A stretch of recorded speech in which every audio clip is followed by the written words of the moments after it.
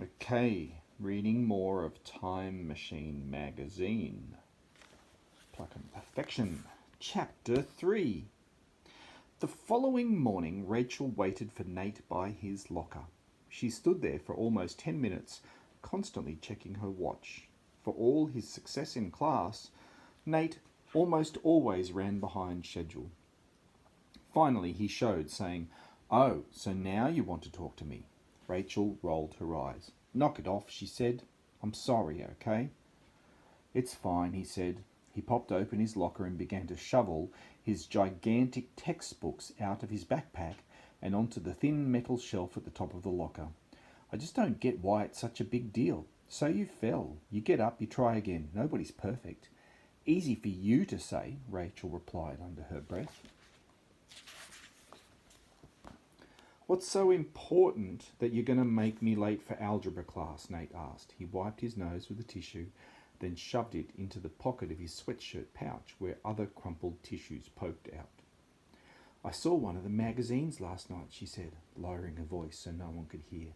Even if someone was eavesdropping, they'd have no clue what the cousins were discussing, or they'd think Nate and Rachel were crazy. Nate's interest picked up. "Like one of Grandpa Sam's SIs?" "No, a copy of World's Dumbest Cousins," Rachel said sarcastically. "Yes, a Sports Illustrated." "What was on the cover?"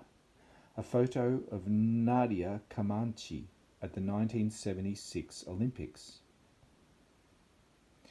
Nate mulled this over. "She was a great gymnast, right?" "Yeah, she recorded the first perfect score in Olympic history, a perfect 10. Whoa. She actually got 7 of them. 7?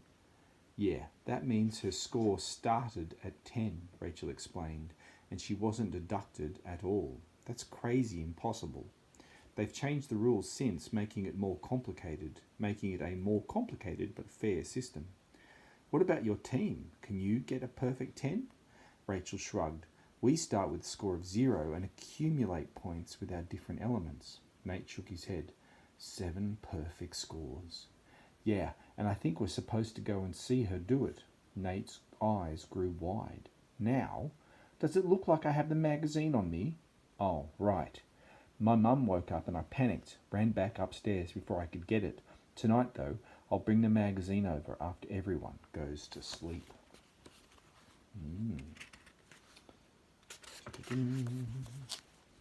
Nate slammed his locker closed as the first bell rang through the halls of Wells Middle School.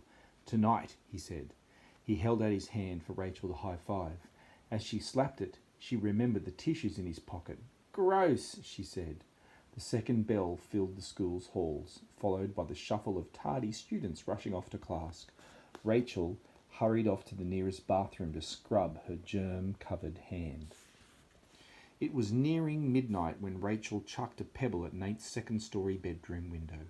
She'd walked the 2 miles from the cabin at Clear Lake into the town of Wells, staying in the shadows and avoiding cars that passed on the road. The stone plinked softly off the glass and then fell back to the ground. She waited a minute, hidden in the shadows of the oak tree in Winstead's front yard, with the hood of her coat pulled up and her backpack slung across one shoulder.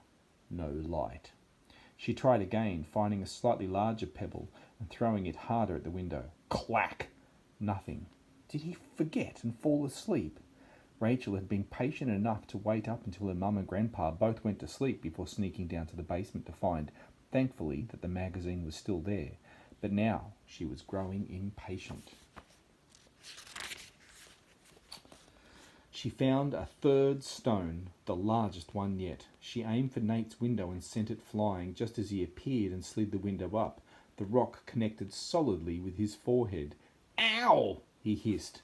"Sorry," Rachel whispered up to him. "Let me in." "Patio," he said, rubbing his forehead. Then he disappeared. She slunk around to the backyard, through a set of shrubs and onto the patio. A moment later, Nate slid open the large glass door leading into the house. Without a word, they made their way back up to Nate's bedroom. When the door had been shut and they were safe, Rachel pulled off her hood and asked, "What took you so long?" "I fell asleep studying." He pointed to his desk, where a yellow glow from a lamp lit a large history textbook and Nate's notes. Next to it was a half-empty tissue box. Several crumpled-up tissues littered the desk, while even more filled the waste basket beneath. Rachel could see a puddle of drool soaking into Nate's spiral-bound notebook. "Gross," she said.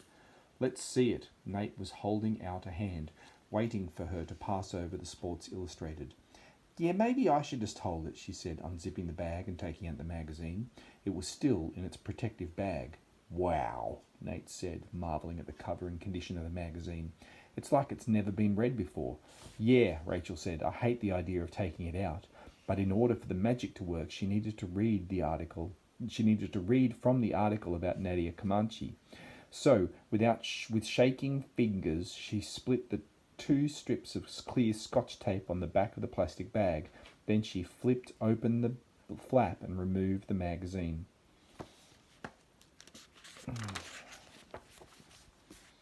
The energy released by the Sports Illustrated was more intense now, like the plastic had dulled the sensation. Rachel looked over at Nate. "You ready?" "As ready as I'll ever be, I guess." Rachel nodded at the thick textbook on his desk. "Time to stop studying history and start living it." "How long have you been waiting to say that one?" Nate asked with a straight face. She shrugged. "Just thought of it," she said. "Sure." He didn't sound like he believed her. Rachel flipped open the Sports Illustrated and found the article about Nadia Comanche. She began to read. "There are so many athletes at the Olympics and so many winners, but in the first week there was only one star, a child named Nadia Comanche." Blue light began to flicker and roil from the magazine's pages. Rachel had to stop herself from dropping it. "Her precision and daring in gymnastics have never been seen before in an Olympics," she continued, and few heroines in any sport ever so captivated the games. She was superbly cast for the moment, bursting upon the world with the first perfect Olympic gymnastics score, a 10 on the world around them shifted and spun. It became hazy and out of focus, like they were standing in the eye of a storm. 3 brilliant flashes of light erupted from the magazine and tendrils of energy snaked around them, and then, in an instant, everything went black.